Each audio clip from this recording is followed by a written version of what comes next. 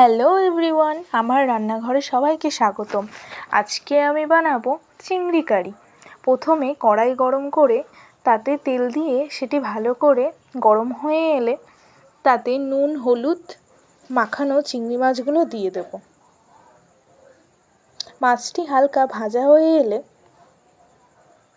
বেটে রাখা সর্ষে পোস্ত দিয়ে দেব। এরপর একে একে লবণ,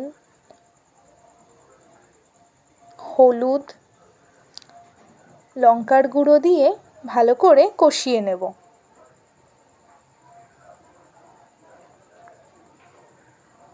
এরপর পরিমাণ মতো জল দিয়ে দেব।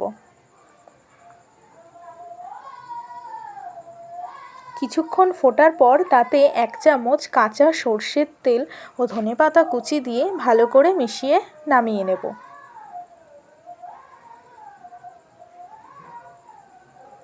রেডি হয়ে গেল আমাদের চিংড়ি কারি।